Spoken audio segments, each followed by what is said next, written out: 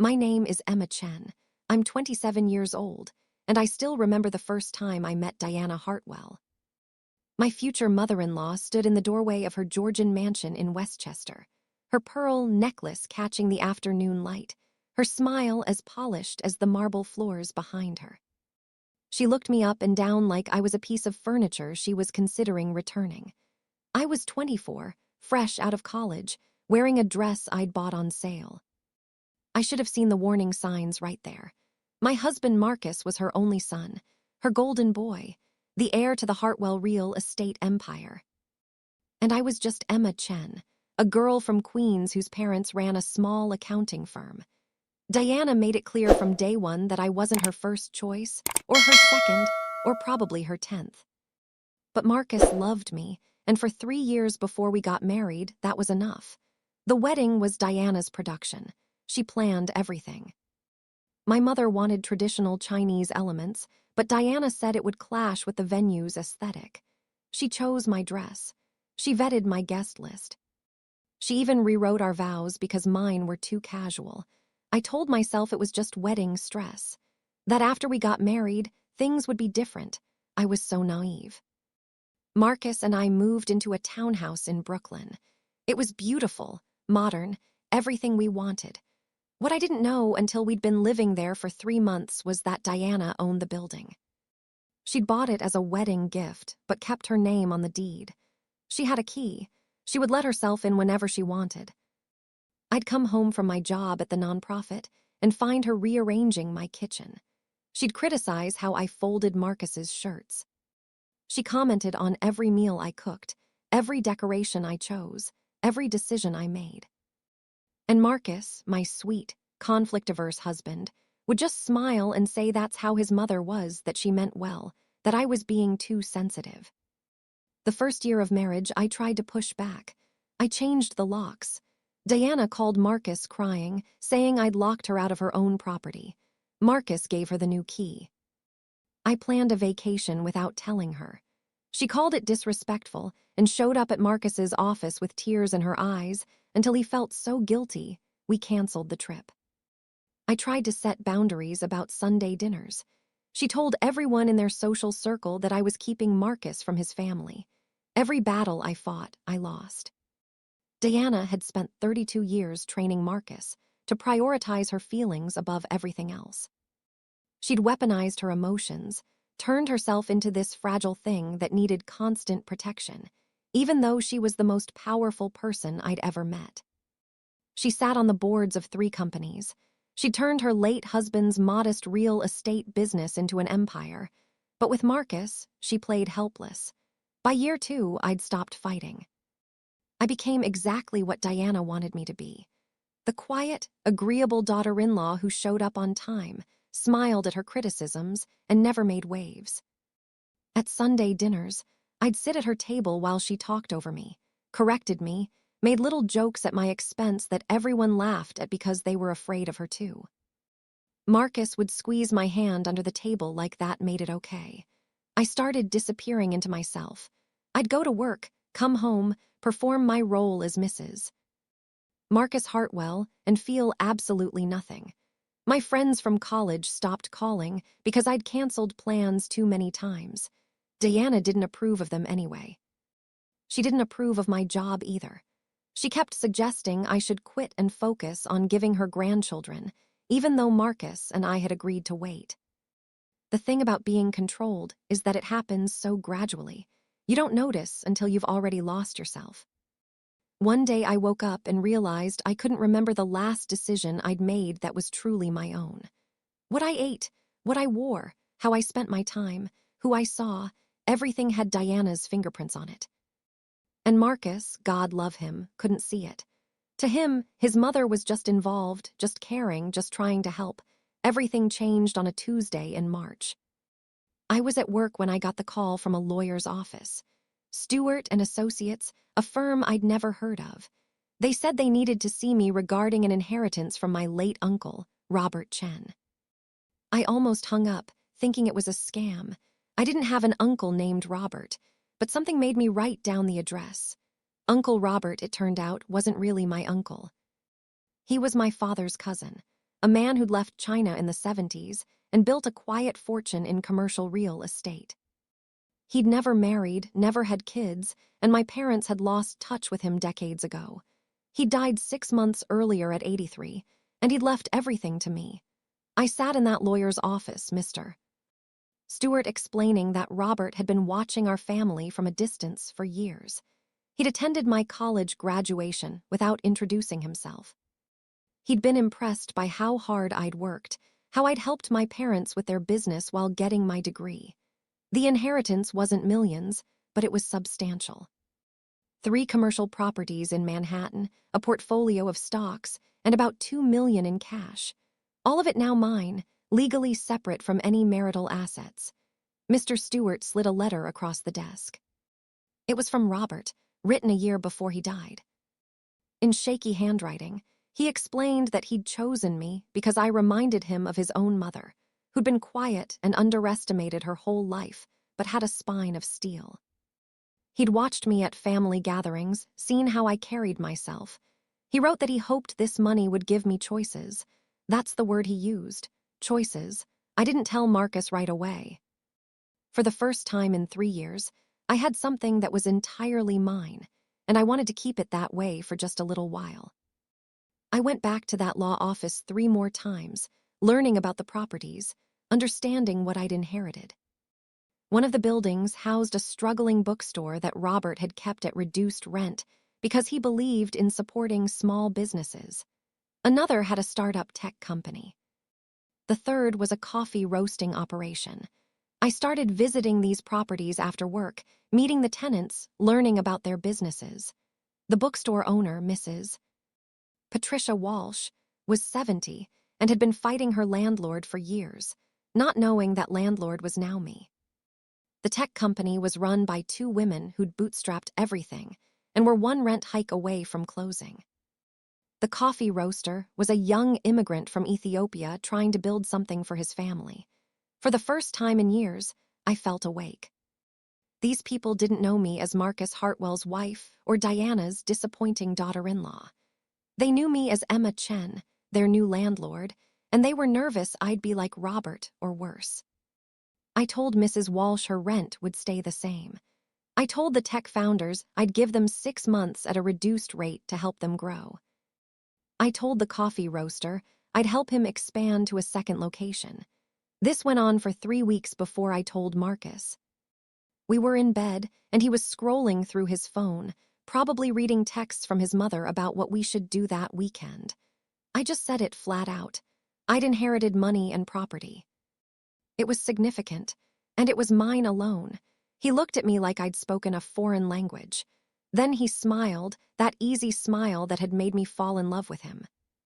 He said that was wonderful, that we should tell his mother that she'd have great advice about managing real estate. I told him no. This was mine. I was handling it myself. I'd already hired my own advisors. The smile faded. Marcus sat up, confused. He asked why I wouldn't want his mother's help. She was an expert. She'd turned his father's business into what it was today. I could see him already planning how to bring Diana into this, how to make her feel included. That's when I realized he literally couldn't imagine me doing something without her input. I told him I'd made my decision. The properties were mine, the decisions were mine, and I didn't need help. He got quiet, that dangerous quiet that meant he was hurt and would probably call his mother after I fell asleep. Sure enough, the next morning, Diana called me directly. Her voice was sweet poison, congratulating me on my good fortune, insisting we have lunch to discuss it. I should have known Diana wouldn't let it go. The Sunday dinner after Marcus told her about the inheritance, she'd invited extra guests. Her lawyer, her financial advisor, and the CEO of Hartwell Properties, a man named Richard who'd worked for the family for 20 years. They were all there when Marcus and I arrived, drinks already in hand, smiling like sharks. Diana kissed my cheek and guided me to the living room where everyone was gathered. She announced to the room that I'd had this wonderful windfall, and that family helps family, so she'd assembled her team to help me make the most of it. I stood there in the dress she'd once told me was the only appropriate color for me, and something inside me cracked. I smiled. I thanked her for her concern. And then I said I already had a team. I'd hired Stewart and associates to manage the legal aspects. I'd brought on a property manager who specialized in small commercial spaces. And I'd consulted with a financial advisor who came highly recommended by someone who actually knew me. The room went silent. Diana's smile didn't waver, but her eyes went cold. She said that was lovely, but surely I understood that her people had decades more experience. That it would be foolish not to take advantage of her resources. That family doesn't keep secrets from family. I told her this wasn't a secret. It was private. There was a difference. Marcus shifted beside me, uncomfortable.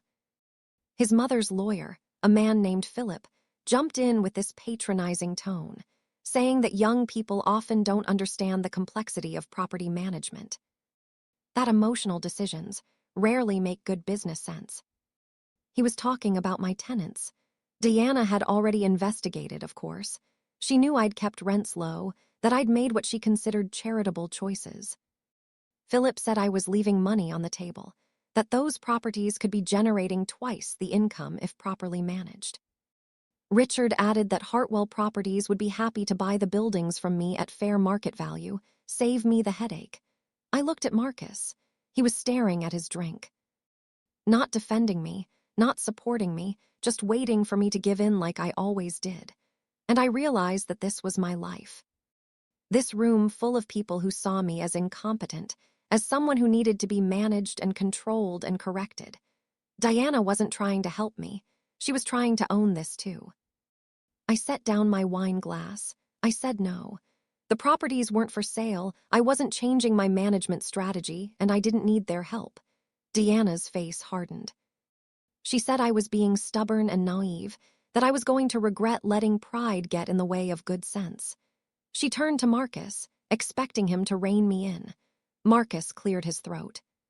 He said maybe we should talk about this at home, that we didn't need to make any hasty decisions. He was doing it again, triangulating, trying to keep everyone happy, refusing to actually pick a side. I realized in that moment that he never would. His mother would always be the priority. Diana played her trump card. She said that actually she'd been meaning to talk to us. The townhouse we were living in, she was thinking of selling the building. It had been a generous gift, but gifts can be reconsidered. Unless, of course, we were ready to start being more of a team. She let that hang in the air, the threat clear. I should have felt scared. Instead, I felt something click into place. I stood up. I thanked Diana for a lovely evening and said Marcus and I would be leaving. Marcus looked panicked, but I was already walking toward the door. He followed me, apologizing to his mother over his shoulder. In the car, he exploded.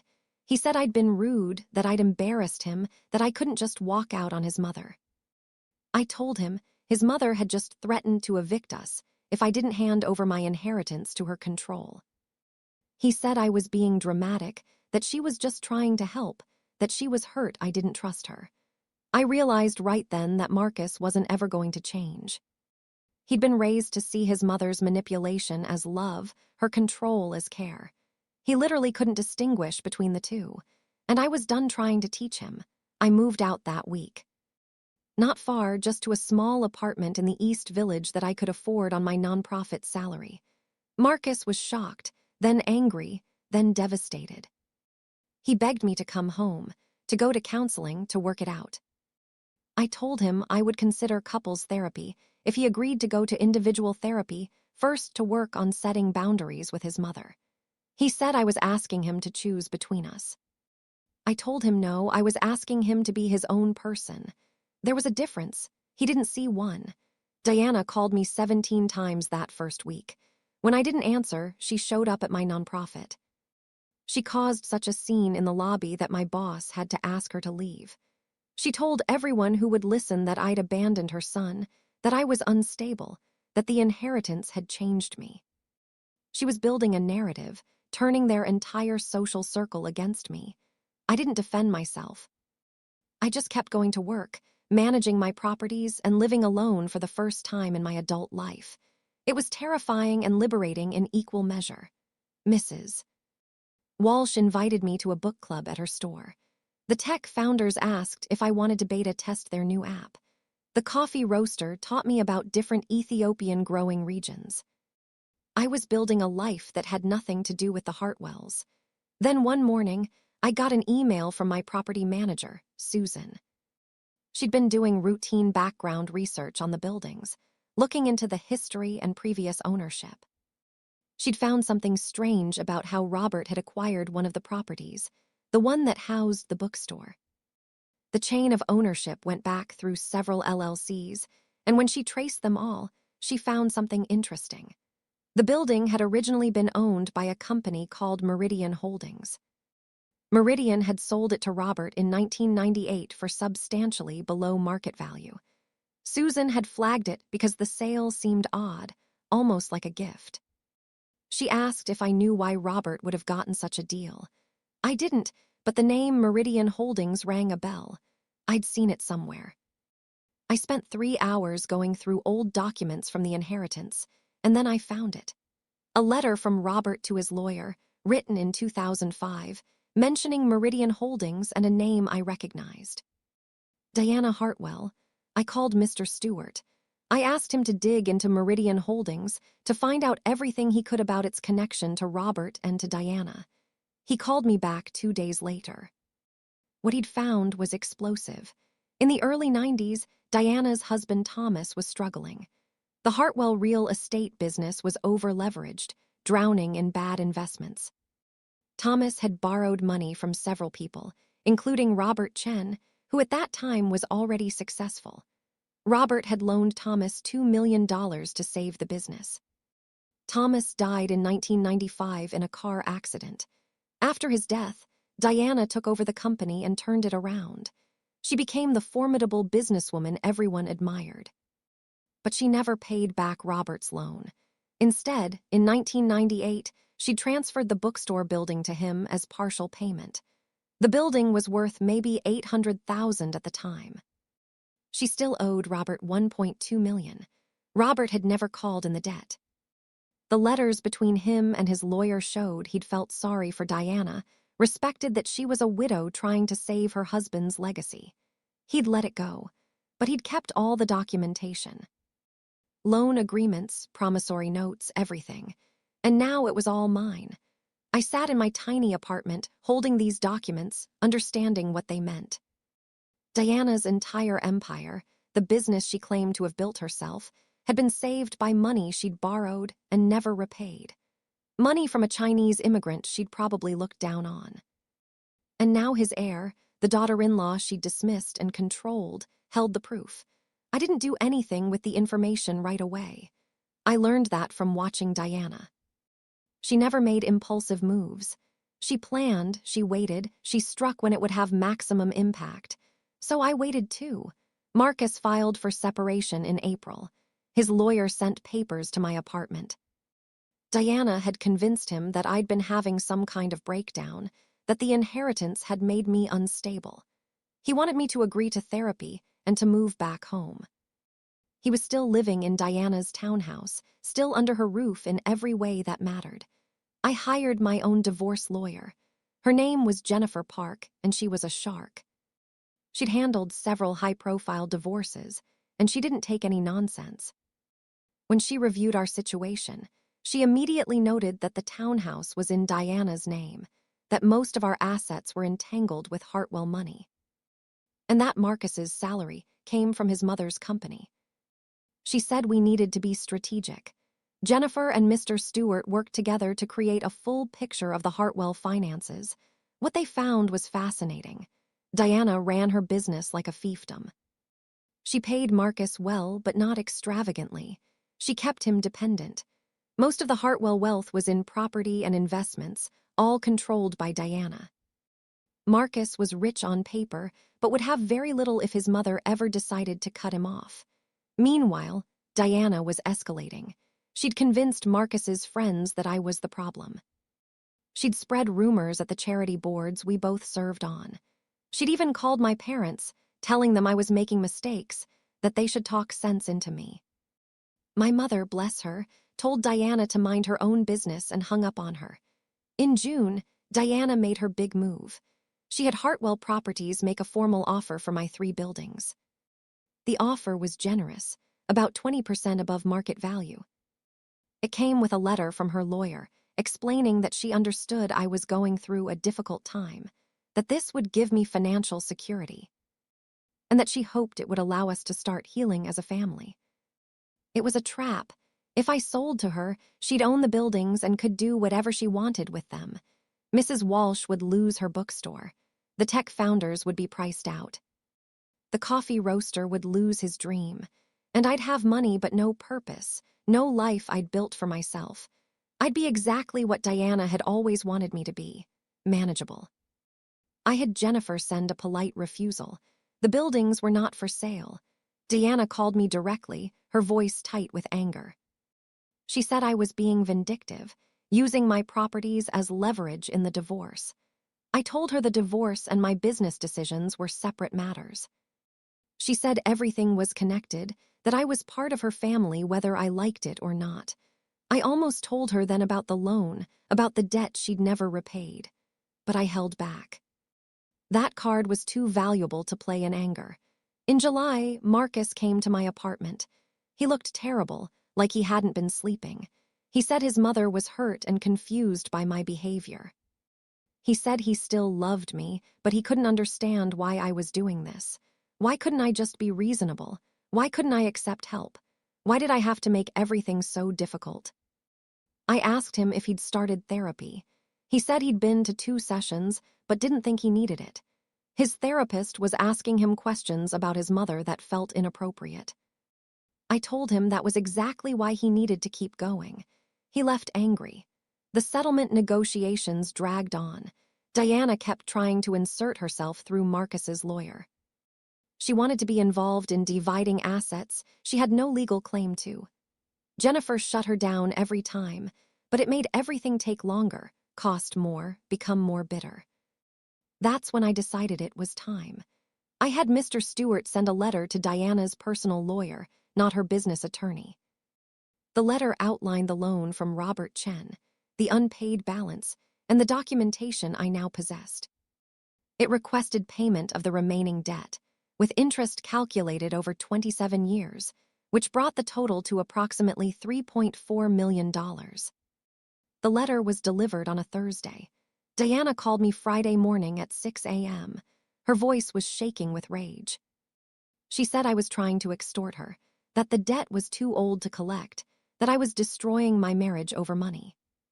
I told her I'd like to meet in person to discuss it.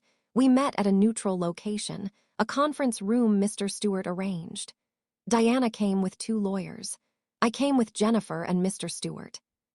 Diana had dressed for battle in a cream suit that probably cost more than my monthly rent, but her hands were shaking. She tried to take control of the meeting immediately, saying this was ridiculous, that debts that old couldn't be enforced, that Robert had clearly forgiven the loan by never pursuing it. Mr. Stewart calmly showed the documentation. The loan agreement had no statute of limitations. Robert's letters to his lawyer showed he'd chosen not to collect, but had never forgiven the debt.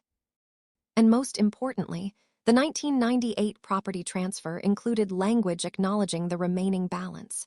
Diana's lawyers tried various arguments.